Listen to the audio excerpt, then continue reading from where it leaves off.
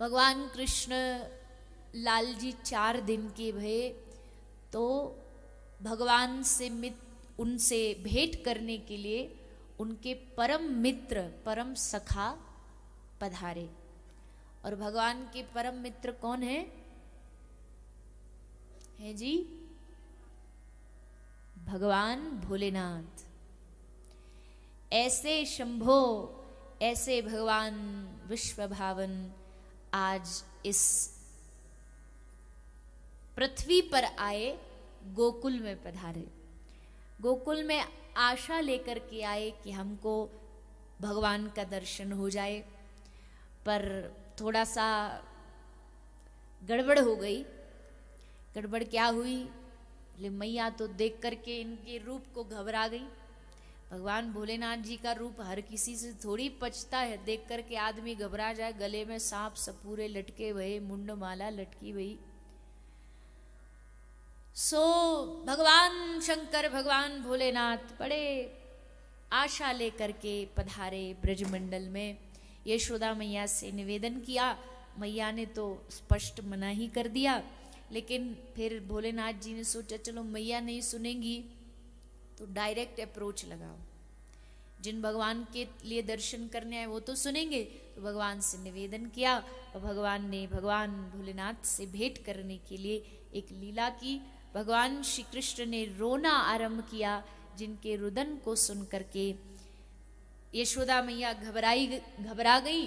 और फिर बहुत सारी माताएं जब बालक रोता है तो फिर अपने अपने सुझाव तो दे ही देते। अरे ये कर ले, अरे तेरे छोरा के पेट में दर्द है रहे होगो, कछु राई नून, कछु अजवाइन पिवा दे, कछु ये पिवा दे। 100,000 मैया उपाय बता देती है। डॉक्टर भी फेल है, इतने उपाय बता देती है। और इन उपायों में से एक गोपी तो कुछ ज्यादा ही समझदार आ गई। बोले मैया तेरे छोरा पे कोई रोग भोग नहीं, मुँह तो लगे तेरे छोरा पे भूत चढ़ गए हैं। तो मैया बोली भूत उतारने को उपाय। गोपी बोली वो तो हमको भी नहीं आवे, पर देखो एक्सपर्ट कोई हो तो बातें पूछनी पड़ेगी। मैया बोली हम तो कई एक्सपर्ट को जाने ना। गोपी बोली मैं जानू, बहुत बाबा हैं ब्रज में, काइये बुला लाऊंगी और तेरे लाला के भूत उतरवा दूंगी। सो गोपी बाहर चली काई को बुलाने। तो सोची बाहर क्यों जाऊं, यूं बाबा जी बैठे हो आंगन में, यूं देखने में भी कछु ऐसो ही लगे कि कछु भूत प्रेतन को राजा है, उनको शहनशाह है। तो यही ते पूछ लो। बोले बाबा तुमको आवे भूत उतारने? भोलेनाथ जी बोले किसको चढ़े हैं उस पे डिपेंड करता है। ऐसे थोड़ी हम काई को भी जाके भूत प्रेत उतारते रहेंगे, पर कौन पे चढ़े हैं पहले वाय बताओ। बोले हमारे लाला पे चढ़े हैं। अरे अरे गोपी पहले बता देती ने, हमको तो इतनी देर थोड़ी लगाते। अरे गोपी तू बावरी है, तेने मेरो नाम ना सुनो? गोपी बोली ना हमने तो ना सुनो। बोले भगवान भोलेनाथ बोले या सारे जगत के जितने भूत है ना, एक डमरू बजाएंगे सबरे इकट्ठे आ जाएंगे, हमारो नाम है भूतनाथ। तो बाबा उतार देगो तू भूत? हाँ उतार दूंगो। हमारे ब्रज में देखो एक बड़ी मीठी भाषा है। बाबा जी भी जो होते हैं ना, उनको ब्रज की मैया तू तू कह के बुलाती है, पर वहां में प्यार होवे, ऐसे ना कि कोई सम्मान नहीं है सो तू तू बुला रही है। एक ब्रज में नए नए कोई महात्मा जी बन के आए, सो मैया के घर गए माधुकरी मांगने। तो मैया बोली बाबा कहाँ ले गो, बता दूध पिएगो? बाबा ने कही ना। मैया बोली अच्छा छाछ पिएगो? बाबा बोले ना वो भी ना पीनो। तो बाबा तू रोटी खावेगो? बोले ना मैया रोटी भी ना खाऊंगो। तो बाबा लड्डू मीठो कछु खावेगो? बोले ना मैया वो भी ना खावे। तो मैया गुस्सा में आके बोली तो का तू जहर ला के दो, जहर खावेगो? तो बाबा चुप हो गए।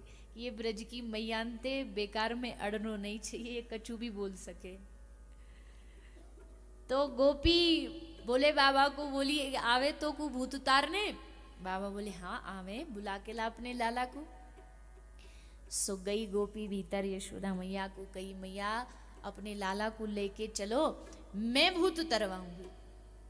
मैया बोली कौन ते उतरवाएगी? बोले वही बाबा जी बाहर बैठे। बोले मैया बोली कतई ना लेके जाऊंगी, तो ये मालूम नहीं है वहां को रूप इतने गले में कौन सांप सपूरे पहरे, एक आध उतर के मेरे छोरा पे चढ़ गए तो लेने की देने पड़ जाएंगे, मैं नहीं जाऊंगी। गोपी बोली मैया देख अब एक ही रास्ता बचो है, अगर मैं कहीं और बाबा जी ढोरे भी लेके जाऊं तो रास्ता तो वही है, वहीं ते निकलना पड़ेगा, वहीं बीच में बैठो पावेगो, लाला के दर्शन कर लेगो, तो याते तो बढ़िया यही ते काम चल जाए, तो यहाँ वहां काय को भटकनो, तो चल हमारे संग। यशोदा मैया को राजी करके मना के गोपी ने तैयार कर लियो। फिर भी मैया बेचारी बड़ी डरप रही है कि काय होगो पतो ना, बाबा कछु कर ना दे, कछु झाड़ फूंक ना मार दे। सो मैया ने कारो कपड़ा लाल जी के ऊपर उड़ा दियो कि याते हमारे लाला को नजर ना लगे। नंद देखो कोई भी मैया होती ना उसकी यही सिक्योरिटी होती है।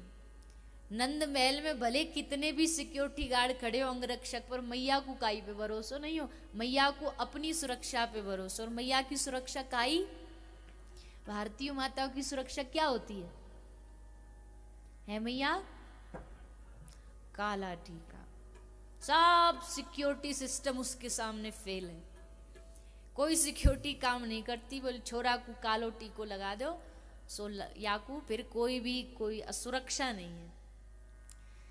सो मैया लाला को कारो काजल लगा के कहीं बाबा जी कहीं घूर के देखे और लाला को नजर लग गई, सो कपड़ा उड़ा के बाहर ले आई। और बाहर लेकर के जैसे आई यशोदा मैया ने लाला के दर्शन कराए।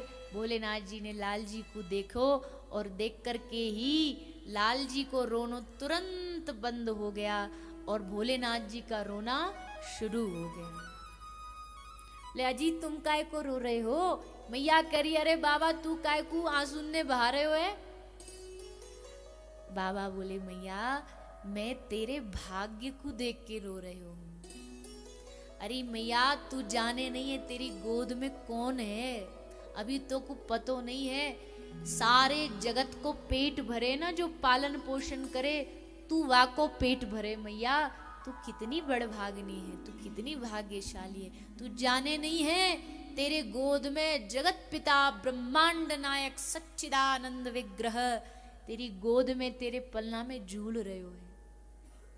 मैया बोली बस बस बस बस बाबा, जिन पदन को तू बता रहे हो नाम सुन सुन के ही मोर डर लग रहे हो है। कौन सो सच्चिदानंद, कौन सो ब्रह्मांड नायक? अरे नाना बाबा मुझे लगे तो को कोई गलत फहमी भई है, मेरी गोदी में कोई ब्रह्मांड नायक नहीं है, मेरी गोदी में तो मेरा छोटो सो कनुआ है श्री राधा। यही हम ब्रजवासियों की पहचान है। हमारे देवता हैं गिरिराज महाराज जिनकी आप आज पूजा करोगे।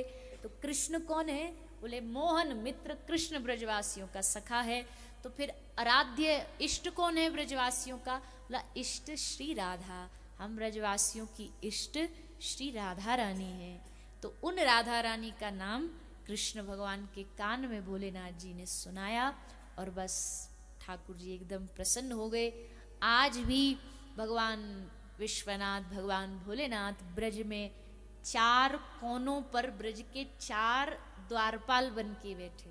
कोई ब्रज में इधर उधर की चीजें प्रवेश नहीं कर सकती क्योंकि भगवान भोलेनाथ ब्रज के 4 कोनों में बैठे।